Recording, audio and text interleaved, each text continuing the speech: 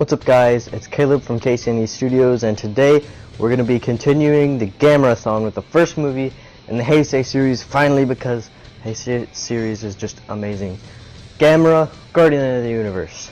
Awesome movie. Just watched it on Blu-ray last night, so my memory is not as good as like if I just watched it a few minutes ago like I normally do. But I decided to watch it with my family because it's that good. One of the best kaiju movies ever, I have to say. The whole entire series is some of the best kaiju movies ever.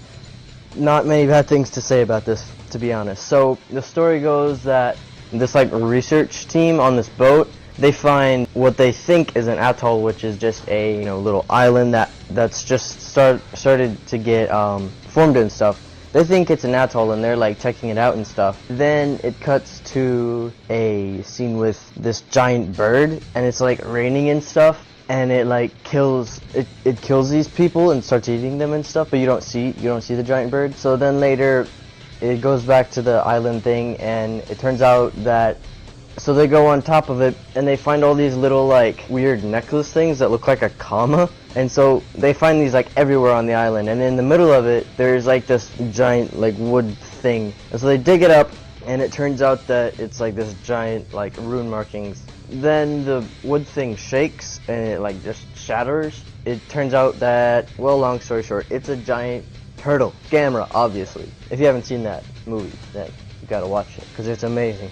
And then it goes back to Gauss. So it introduces the other main two characters, which one is a scientist, and then there's the other main character is a guy.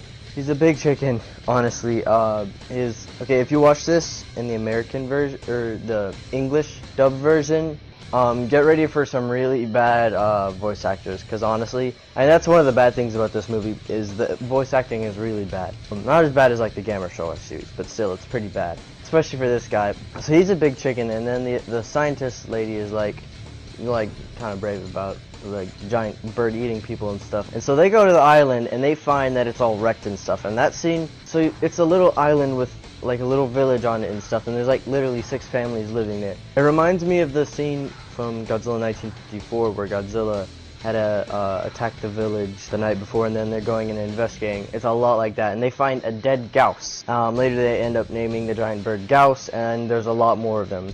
They go looking around the island to find any more. Kind of start off having not a lot of luck finding it. One like flying over their head, and so they start chasing after it. They get into a helicopter and start looking for it. They start chasing after it, but it gets to a point where it's too dangerous and they just have to stop. Gamera wakes up and starts heading towards Tokyo Bay. Meanwhile, the other two main characters, because there's another set of main characters, which I'll just say them now. One is the main character throughout the whole story. I think they're all in the trilogy. But one is the main character throughout the story. Well, I'll talk about that later. It's very interesting. It's actually very, very interesting. She's like a young adult, and then the other guy, I don't remember what he does. I don't remember any of their names, to be honest. I'm sorry, but I just don't remember their names. But yeah, so there's a young adult girl, and then there's another guy who's like 20 or something. So yeah, there's them. The guy isn't that too important to the story, but the young adult girl is like, she's very important to the story. So yeah. So then the other two main characters, the scientist and the nutty guy, they get invited to a secret meeting with all these official people, and they say that they want to catch the bird. And the scientist, she's like, no, not a good idea, we don't know anything about this. But they're like, yeah, we're gonna do it because we're rich and famous, and you're not, sucker. You're gonna do it right now. So they do that. They have to, and the ironic thing is they're the ones who has to catch the bird. They have to figure out a way to catch the bird. So they end up deciding to catch them in a baseball stadium, which has like this cover where it can like change and stuff, or like you can open and close. And so they get all this meat and stuff, and then so the birds come in. There's 3 of them. They manage to capture one of them, but then 2 of them escape. The first one escaped and is long gone, and then the other one escapes, but then Gamera pops out of the water and smashes it, and then that's Gamera's like first full appearance, and it's amazing. So awesome, so epic, and like such a great way to introduce him. He guts up and he like smacks it out of the sky. It's great. So then they name Gamera and Gauss Gauss. Gamera goes throughout the city. He goes and, you know, just walks around and stuff. And so Gamera, from there, he just flies away. And then later, there's a scene where Tokyo's getting evacuated and stuff. And it's the main character, and the guy, who's just doesn't really have much of a purpose to the plot. But I mean, it's not a big deal.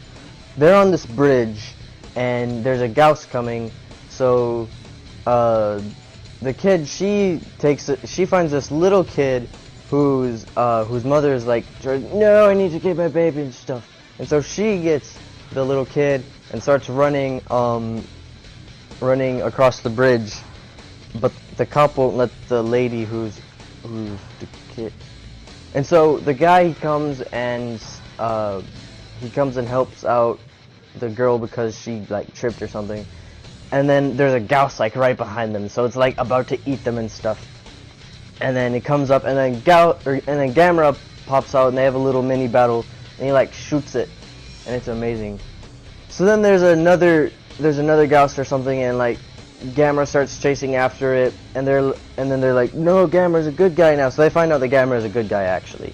And okay, so the scientist lady and the guy, I think he's a bird scientist. I believe he's a bird scientist, but he's a little cuckoo in the head.